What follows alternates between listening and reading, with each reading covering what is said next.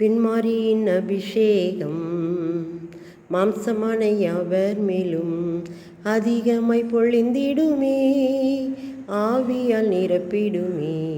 பின்மாரியின் அபிஷேகம் மாம்சமான யாவர் மேலும் அதிகமாய் பொழிந்திடுமே, ஆவியால் நிரப்பிடுமே. இந்த மார்ச் மாதத்தில் கூட நமக்கு கர்த்தர் தந்த வாக்குத்தத்தம் என்ன அப்படின்னா, பின்மாரி காலத்து மழையை கர்த்தரிடத்தில் வேண்டிக் கொள்ளுங்கள். சகரியா 10:1 இதில் அப்பொழுது கர்த்தர் மின்னல்களை உண்டாக்கி வயல்வெளியில் அவரவருக்கு பயிருண்டாக அவர்களுக்கு மழையை கட்டளையிடுவார். இதுதான் இந்த வார்த்தையை நம்ம இந்த மாதம் முழுவதும் பார்க்க போகிறோம். இன்றைக்கி என்ன செய்யணும்? பின்மாரி காலத்து மழையை கர்த்தரிடத்தில் வேண்டிக் கொள்ளுங்கள். நாம் கர்த்தரிடத்தில் வேண்டிக் கொள்ள வேண்டும்.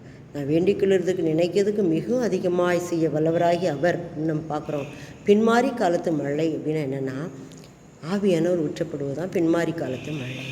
யோவேல் தீர்க்கதரிசி சொல்லுவார், மாம்சமான யாவர் மேலும் கடைசி நாட்களில் நான் ஆவியை ஊற்றுவேன் அப்படின்னு சொன்னார்ல ஆண்டவர். அதைத்தான் அந்த பகுதி சொல்லப்படுது.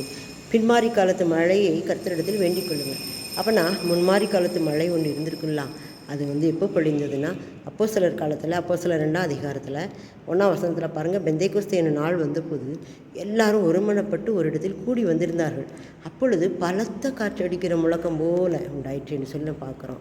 இப்போ இந்த பின்மாரி காலத்து மழை மழை பெய்ய போதுன்னா ஒரு காற்று அடிக்கும்.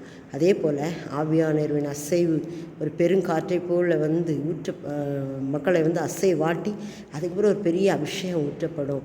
அதுதான் பின்மாரி காலத்து மழை. அந்த மழையை நாம் வேண்டிக் கொள்ள வேண்டும். நம்ம கேட்டால் அவர் தருவார், கேளாவிட்டால் அவரால் தர முடியாது. அதனால் நம்ம காத்திருந்து கேட்க வேண்டும். பின்மாரி காலத்து மழைக்காக காத்திருந்து ஒரு மனமாக கூடி நமக்கு வேண்டிக் கொள்ள வேண்டும். அப்போ வேண்டிக் கொள்ளும்போது அவர் அதை நமக்கு தந்தருள்வார் என்று சொல்லி நம்ம பார்க்குறோம். இந்த நாட்களில் நாமும் அதை கேட்டு பெற்றுக்கொள்வோமா? ஆமென்.